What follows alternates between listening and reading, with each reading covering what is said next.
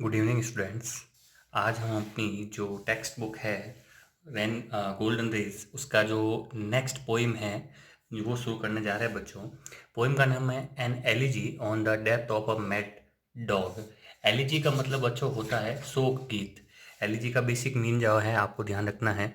Elegy किसको बोला जाता है? किसी की मृत्यु पे गाया जाने वाला गीत जिसको अपन बोलते हैं शोक गीत। शोक गीत, ठीक है। एक मैड डॉग मतलब पागल कुत्ते। एक पागल कुत्ते की मृत्यु पर डेथ, मृत्यु पे गाया जाने वाला एक शोक गीत, ये टाइटल है। ओलिवर गोल्ड स्मिथ ने ये पोइम लिखी है। पोइम की जो फर्स्ट लाइन है, गुड पीपल ऑल मतलब सभी अच्छे लोगों, of every sort, every sort मतलब सॉर्ट का मतलब है किस्म या प्रकार के, सभी प्रकार के अच्छे लोगों, give ear unto my song. तो वो बोल रहा है सभी प्रकार के अच्छे लोगों मेरे गीत को ध्यान से सुनो। गिव ईयर मतलब मेरी बात ध्यान से सुनो। गिव ईयर का मतलब है मेरी बात ध्यान से सुनो। अनटू मतलब की और, मतलब किसी की तरफ या किसी की बात को अपनी तरफ आकर्षित करने के लिए अनटू, की और का मतलब होता है अनटू। माई सॉन्ग तो मेरे गीत को ध्यान से सुनो। And if you find it wondrous, wondrous का मतलब अद्भुत, आश्चर्यजनक। यहाँ पे वंडरस का मतलब है अद्भुत। मीन्स अगर आपको मेरा गीत अद्भुत आश्चर्यजनक लगता है तो कवि कहता है वंडरस मतलब अद्भुत। अगर आप लोगों को मेरा गीत जो है अद्भुत या आश्चर्यजनक लगता है, it can not hold you long. Means hold का मतलब बांधे रखना। होल्ड का मतलब यहाँ पे क्या है? बांधे रखना। तो इन चारों लाइन से कवि आपको ये कहना चाहता है बच्चों, सभी अच्छे प्रकार के लोगों मेरे गीत को ध्यान से सुनो। पहली दो लाइन का मतलब, अगर आप उसमें आश्चर्य या कुछ अद्भुत की कोई कमी पाते हो, शॉर्ट मतलब यहाँ पे शॉर्ट, SHORT, देखो ऊपर SORT लिखा है, वो किस्म टाइप के लिए है, वही शॉर्ट का मतलब होता है कमी। शॉर्ट मतलब कमी।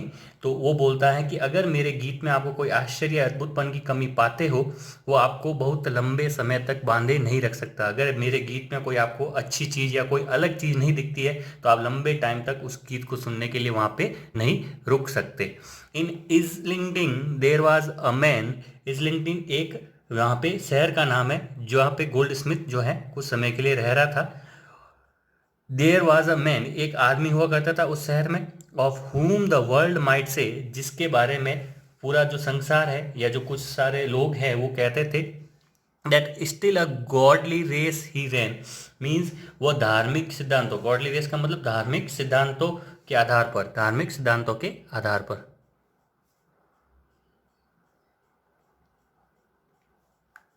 धार्मिक सिद्धांतों के आधार पर या धर्म के आधार पर, ये समझ सकते हो, सिद्धांतों के आधार पर। तो इस्लिंगटन में एक आदमी जो है वो रहा करता था जिसके बारे में पूरा संसार या फिर सारे लोग या कहा करते थे that still a godly race he ran, कि वो पूरे अपनी जो रेस है, अपनी जो यात्रा है वो धार्मिक सिद्धांतों के आधार पे व्यतीत कर रहा था। Wherever he went to pray, जहाँ कहीं पे भी वो प्रार्थना करने के लिए जाता था। तो इन चारों लाइनों का मतलब, इजिंगटन में शहर में एक आदमी रहता था जिसके बारे में सारी दुनिया, दुनिया के सभी लोग यह कह सकते थे कि वह व्यक्ति केवल धार्मिक सिद्धांतों के आधार पर अपना नैतिक जीवन व्यतीत करता था, लेकिन इस प्रकार का नैतिक जीवन उसके द्वारा केवल ईश्वर की प्रार्थना के लिए, अपने भगवान की प्रार्थना के लिए वह व्यतीत करता था और उसी के लिए ये सीमित था। A kind and gentle heart he had, उसका हृदय एकदम काइंड, काइंड मतलब बहुत ही दयालु, दयावान उसका हृदय था। टू कंफर्ट, कंफर्ट का मतलब होता है सांत्वना देना, कंफर्ट का मतलब है सांत्वना,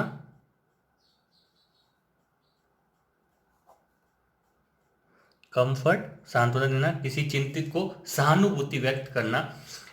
कंफर्ट फ्रेंड्स एंड फोज, फोज का मतलब है यहाँ पे दुश्मन, फोज का मतलब क्या है बच्चों? दुश्मन,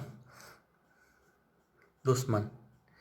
the naked every day he clad, clad का मतलब कपड़े देना या कपड़े पहनाना, कपड़े प्रदान करना। When he put on his cloth, जब वो खुद के कपड़े पहनता था। मीन्स वो जो मनुष्य था एकदम दयावान था, सहानुभूतिपूर्ण उसका हृदय था।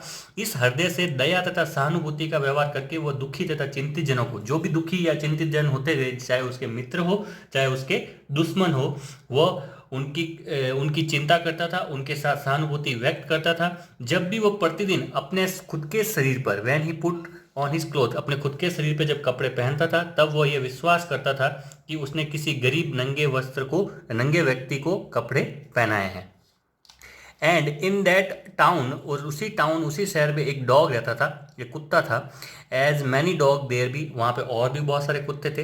Both mongrel, puppy, whelp and hound, ये सारी कुत्तों की प्रजातियाँ। And curs of low degree, ये सारी क्या है, कुत्तों की प्रजातियाँ हैं, जिसमें आपका मंग्रल जो कि एक मिश्रित नस्ल वाला कुत्ता होता है, ठीक है, और पप्पी एक छोटे कुत्ते का जो पिल्ला होता है, वेल्प मतलब कुत्ते का बच्चा या पिला, हाउंड एक शिकारी कुत्ते को कहा जाता है, एंड कर्स जो कि एक आक्रामक कुत्ता होता है, ठीक है बच्चों।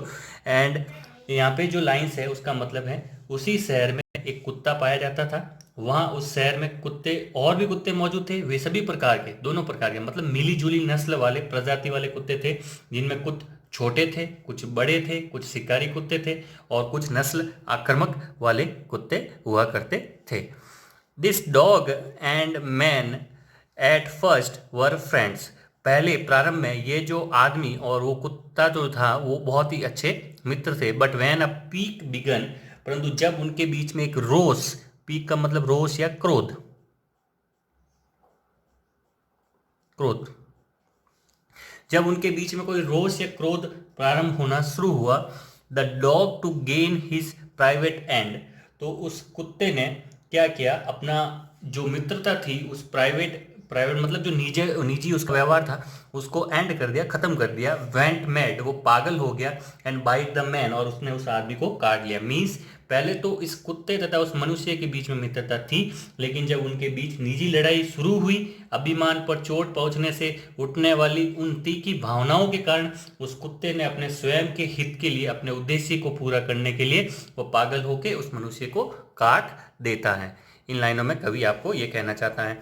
नेक्स्ट जो लाइन है बच्चों, the around from all the neighbouring street, जो नेबरिंग मतलब पड़ोसी जो गलियां थी, आसपास के मोहल्लों की जो गलियां थी, द वंडरिंग नेबर रैन, जो भी पड़ोसी थे वो आश्चर्यचकित होते हुए दौड़ते हुए आते हैं। And sure the dog had lost his wits to bite so good man, आज अराउंड मतलब चारों तरफ, नेबरिंग मतलब पड़ोस वाली, वंडरिंग मतलब बहुत आश्चर्यचकित होते हुए, श्योर मतलब घोषणा की, श्योर का मतलब यहाँ पे क्या है, घोषणा करना, घोषणा की, घोषणा की, श्योर का मतलब घोषणा करना। लॉस्ट हिज विट्स, वो लॉस्ट हिज विट्स मतलब अपना संतुलन खो चुका है, यानी कि पागल हो गया है, पागल हो गया। To bite so good man, उसने इतने अच्छे आदमी को काट लिया है। मीन्स गांव, उस शहर के जो गलियों में रहने वाले पड़ोसी जो लोग थे, पड़ोसी सभी गलियों के लोग सड़कों पे दौड़ते हुए आए, बहुत आश्चर्यचकित हो गए। पड़ोसी दौड़कर उन्होंने दौड़ते हुए आते हुए उन्होंने घोषणा की कि कुत्ते ने इतने अच्छे व्यक्ति को काटने के लिए अपनी सोचने समझने की शक्ति ही खो दी है, अर्थात ये कुत्ता जो है पागल हो चुका है। The wound it seems both शोर एंड सैड, जो वाउंड यानी कि जो घाव था, शोर मतलब पीड़ा युक्त, शोर मतलब पीड़ा युक्त, पीड़ा युक्त, दर्द भरा, शोर पीड़ा युक्त, एंड संक्रमण से एकदम लाल। टू एवरी क्रिश्चियन आई, प्रत्येक ईसाई जो धर्म मानने वाले व्यक्ति थे उनके लिए। And white they sure the dog was mad, और उन्होंने ये भी घोषणा की, वाइल मतलब जबकि उन्होंने ये भी घोषणा की कि ये कुत्ता जो है पागल हो चुका है। They sure the man would die, और उन्होंने ये भी घोषणा कर दी कि ये आदमी जो है अब मर जाएगा। मीन्स ऐसा प्रतीत होता था कि वो घाव जो कुत्ते के काटने से जो घाव हुआ था काफी दर्दनाक पीड़ादायक था और संक्रमण से लाल हो चुका था, बहुत दुख वहां पे व्यतीत किया जा रहा था लोगों के द्वारा। ऐसा प्रत्येक ईसाई धर्म को जो मानने वाले लोग थे वो ये देख रहे थे। एंड जब तक कि ये निश्चित कर लिया जाता, ये बता दिया जाता कि ये कुत्ता पागल था, उन्होंने ये भी घोषणा कर दी कि ये आदमी इस पागल कुत्ते के काटने से मर जाएगा। बट सून अ वंडर केम, परंतु जल्द ही एक बहुत ही आश्चर्यजनक, वो वंडर मतलब आश्चर्य वाली, वहां पे आश्चर्यजनक घटना घटित हुई। Came to the light the that showed the roses they lied, roses का मतलब यहाँ पे बच्चों जो हैं, द रोजेस मतलब दुराचारी व्यक्ति, रोजेस का मतलब है दुराचारी व्यक्ति। जिसका आचरण जो है सही नहीं हो, दुराचारी व्यक्ति। लाइड, लाइड का मतलब है बच्चों झूठ बोला, लाइड का मतलब है, लाई का मतलब होता है झूठ बोला। The man recovered of the bite and the dog it was that died. वह आश्चर्यजनक घटना ये घटित हुई कि वो आदमी जिसको कुत्ते ने काटा था वो तो बच गया, लेकिन जो पागल कुत्ता था उसकी मृत्यु हो गई। ले मीन्स कवि ये कह रहा है लास्ट की 4 लाइनों में कि जल्दी ही आश्चर्यजनक एक स्थिति प्रकट हुई, प्रतीत हुई, जिससे पता चला कि वे जो लोग कहते थे कि वो व्यक्ति मर जाएगा उनकी बातें झूठी निकली, वो लोग झूठे निकले। वो मनुष्य जिसे काटा गया था वो तो ठीक हो गया, लेकिन जो मरा हुआ वो कुत्ता था, अर्थात कुत्ते ने मनुष्य को काटा किंतु मनुष्य जीवित रहा और वो जो कुत्ता था वो मर चुका था। ये जो शोक गीत है पागल कुत्ते की मृत्यु पे, ये कवि ओलिवर गोल्ड स्मिथ ने आपको यहाँ पे एक पोइम के रूप में आपको बताया है। उम्मीद करता हूँ बच्चों आपको सेशन पसंद आया होगा। क्वेश्चन आंसर्स की पीडीएफ मैं आपको इसके डिस्क्रिप्शन बॉक्स में उसकी लिंक प्रोवाइड करवा दूंगा। थैंक यू, धन्यवाद।